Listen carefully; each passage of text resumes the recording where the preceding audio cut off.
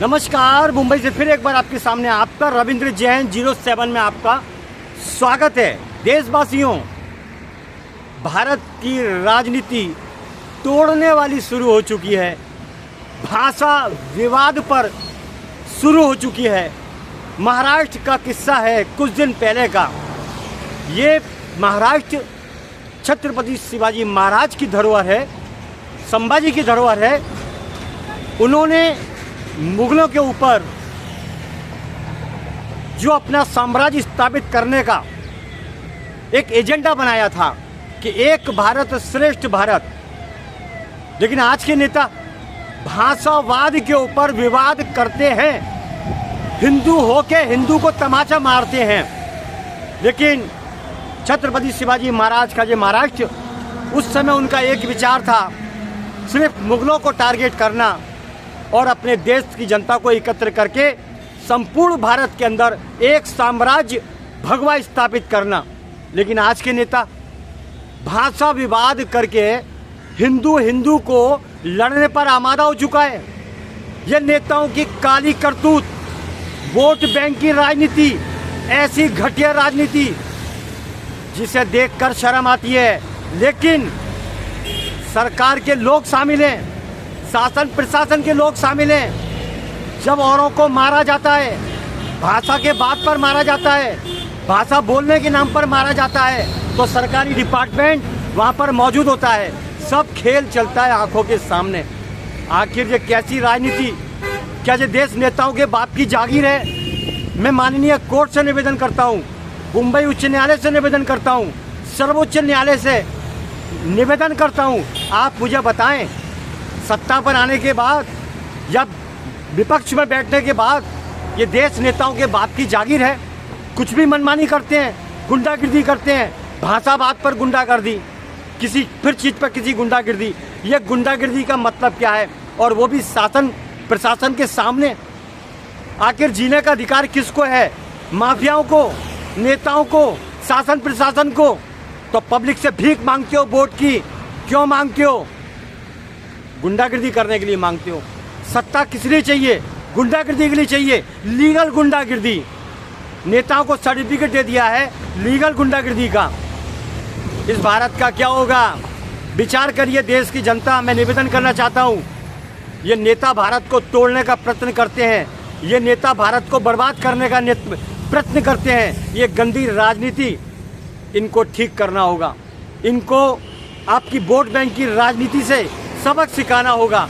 वरना जैसे भारत 900 साल गुलाम रहा, ऐसे ही लोगों के कारण गुलाम हुआ भारत, जो आपस के अंदर देश भावना पैदा करके आपस को तोड़ने का काम किया और मुगलों से मिलकर अपने देश को बर्बाद किया।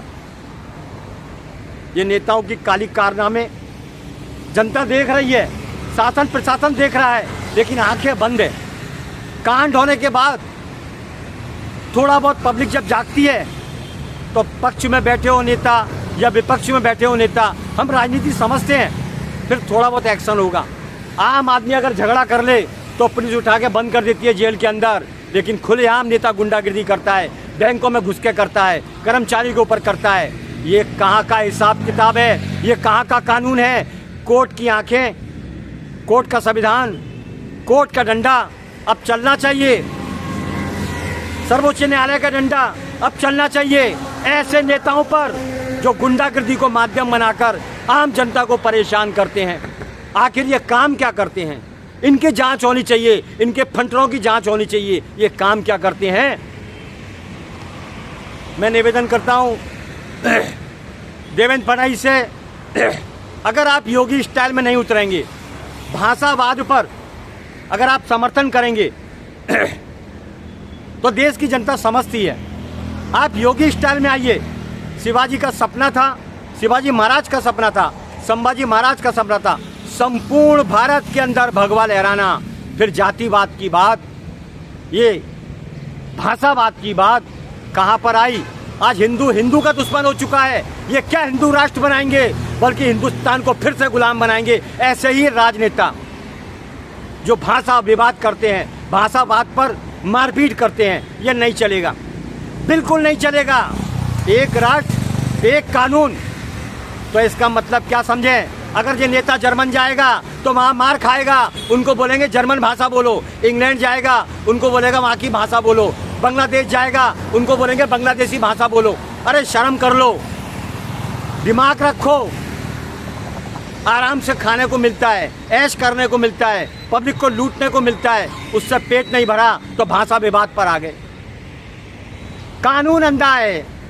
शासन प्रशासन में बैठे हुए लोग मौज करते हैं, आम जनता को पिटने के लिए, मरने के लिए, बेइज्जत करने के लिए छोड़ देते हैं। सत्ता किसी काम की नहीं, सत्ता तो मजा करने के लिए है, पक्ष हो या विपक्ष हो। इसमें ये टीम बैठी हुई है, टीम, ये पूरा एजेंडा है। नाश्ता पानी करो, मौज करो, प्लेनों में घूमो, गाड़ियों में घूमो, लाल बत्ती की गाड़ियाँ, पीली बत्ती की गाड़ियाँ, पुलिस की पूरा बंदोबस्त है, मौज करते हैं सब लोग।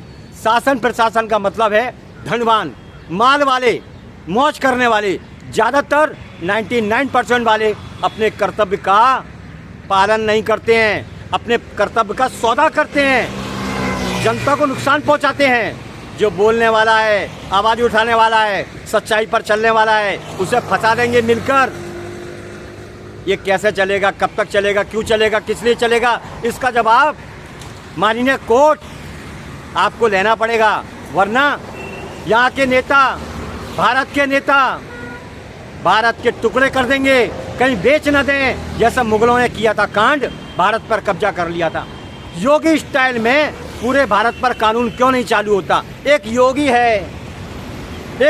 है, वो भी सीएम है, सनातन का दबंग शेर है, सनातन का पक्का पुजारी है। हिंदू राष्ट्र बनाने के लिए ऐसे नेताओं की जरूरत है जैसा योगी आदित्यनाथ। बाकी तो आराम फरमाते हैं, ऐश करते हैं, गाड़ियों में घूमते हैं, अपनी जिंदगी कैश करते हैं। माल आने दो जनता को भाड़ में, तो ऐसी गंदी राजनीति करते हैं। हटाइए इनके सुरक्षा व्यवस्था, इन नेताओं की सुरक्षा व्यवस्था हटाइए, फिर बोलिए, मैदान में उतर के बोलिए, भाषा बात करके बताइए, मालूम पड़ेगा पब्लिक कैसा दौड़ाती है। हटाइए इनकी सुरक्षा व्यवस्था। क्या चला रखा है, महाराष्ट्र का नाम खराब करके रखा है। महाराष्ट्र में कभी भाषा विवाद होता है, कभी पानी टैंकर माफियाओं का झुंड लोगों को परेशान करता है, कभी माफिया वसूलीबाज पैदा हो जाते हैं, कभी क्लीनर मार्शल के नाम पे लूटा जाता है। आम जनता को इतना परेशान करके रखा है ये नेताओं ने, जिसका कोई हिसाब नहीं। कोर्ट में जाओ तो भर के तारीखें मिलेगी, हॉस्पिटल में जाओ तो लंबे लंबे बिल मिलेगी। आखिर आदमी जाए तो जाए कहाँ? उसके पास एक ही रास्ता है, भगवान के पास जाने का।